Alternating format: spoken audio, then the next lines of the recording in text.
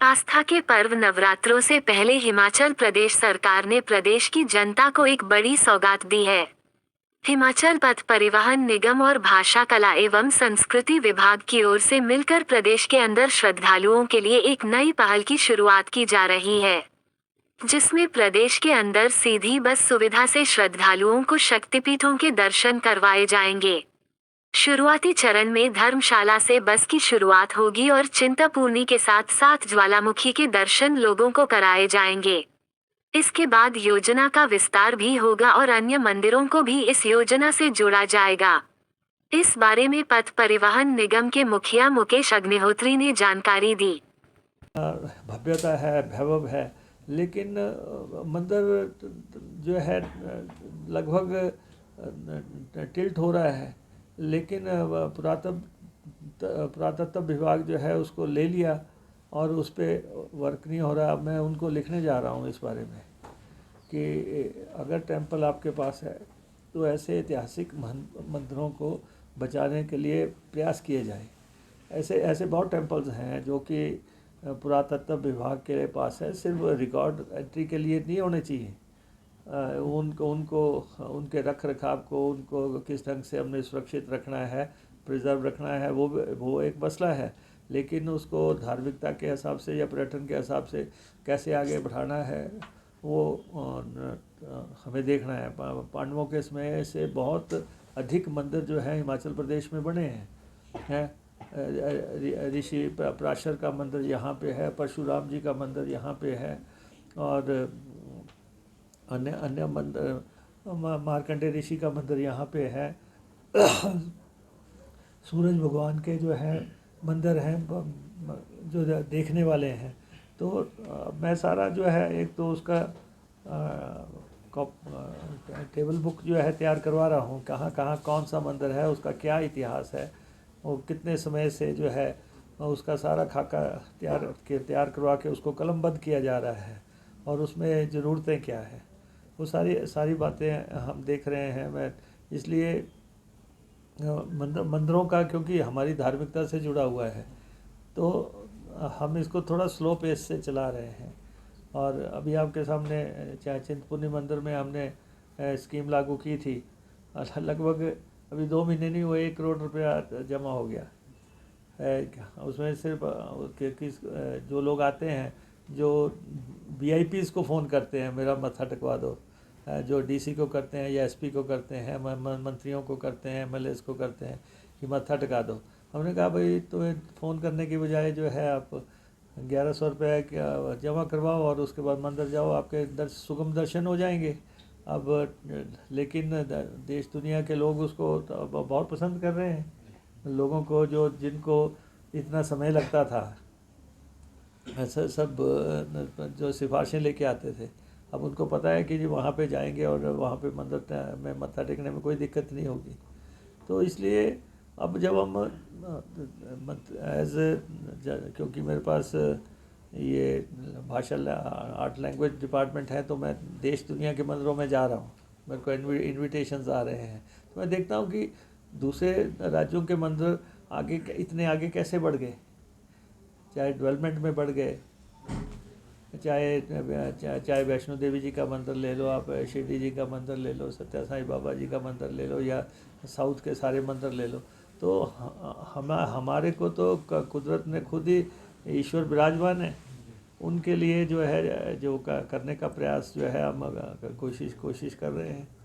जो पुरातत्ववादी मंदिर है जिनका पॉलिसी पहले भी थी, कोई नई बात नहीं आ गई है जिस ढंग से उसको पेश किया जा रहा है। लेकिन ये है कि ये नज़र आ रहा था कि कुछ अर्सा से HRTC को कुछ लोगों ने कुरियर सर्विस के लिए इस्तेमाल करना शुरू कर दिया। वो बस में ट्रैवल नहीं करते हैं, वो अपना सामान रख देते हैं, सामान उतार लेते हैं। हमने कहा कि जो आदमी बस में ट्रैवल ही नहीं कर रहा है, वो जो है अगर बस में सामान भेजता है, अगर आपके घर में भी कुरियर वाला आता है तो आप पैसे नहीं दे रहे हैं, सामान लेके आ रहा है। तो अब यह इसमें जो है आप लोग जो हैं ये चाहते हैं कि फ्री की सर्विस चली रहे। तो हमने कहा कि जो लोग ट्रैवल ही नहीं कर रहे हैं बिल्कुल, और वो जो है सामान लाद रहे हैं, और पूरी डिग्गियाँ भरी हुई हैं, और जो है छतें भरी हुई हैं, और सामान आ रहा है, तो आखिर जो है उसको रेगुलराइज तो करना पड़ेगा कि कैसे करना है। अब ठीक है कि जिन 2 लोगों पे कार्रवाई हुई है, मतलब जो ऑर्गेनाइजेशन आपको तनख्वाह दे रही है, हमें उसके प्रति सम्मान रखना चाहिए। जिस ऑर्गेनाइजेशन से आप जुड़े हुए हो, उससे अब आप कह रहे हो कि लगेज पॉलिसी अगर फेल हो जाएगी तो हमारे हित में रहेगा, और आप व्हाट्सएप कर रहे हो, ग्रुप्स में डाल रहे हो, तो ऐसा इंडिसिप्लिन तो नहीं चलेगा। तो इसलिए HRTC आपके सामने पहले ही घाटे में है।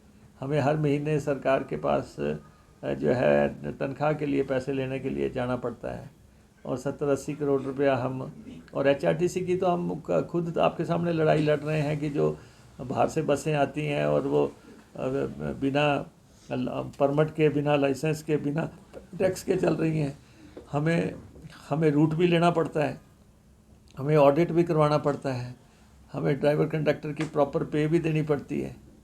हम कोई 5,000-10,000 वाला ड्राइवर तो रखते नहीं है, हमारे तो फुल पे के ड्राइवर कंडक्टर्स हैं। तो इसलिए हम HRTC को जब हम बाइबल बनाने की बात करते हैं तो जो लूप होल्स हैं उनको हम प्लग कर रहे हैं। अगर प्लग करने में कुछ अपने लोग जो हैं बीच में वो डंगा लगाएंगे तो वो ठीक नहीं है। बाकी कुछ लोग तो अफवाहें फैलाते हैं। देखो, मैं आपको बताऊं, 3 जगह तो मैं आपको बता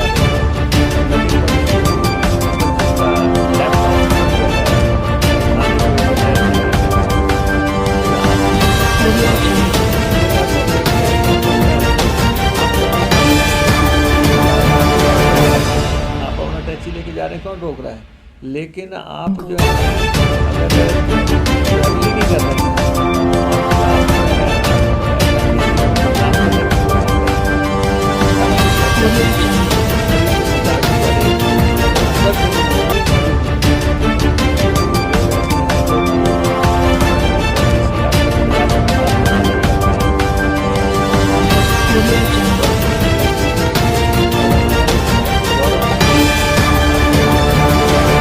कहाँ से चले थे, कुल्लू मंडी रोड ट्रांसपोर्ट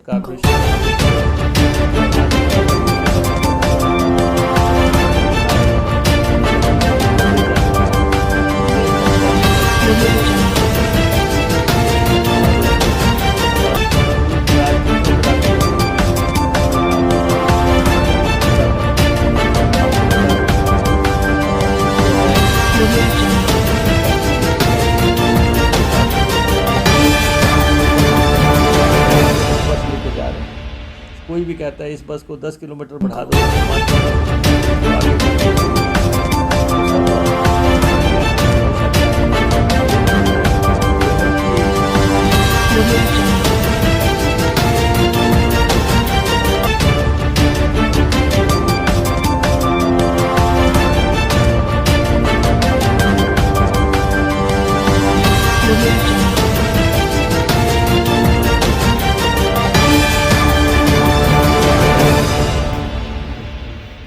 कल तो नहीं होगा।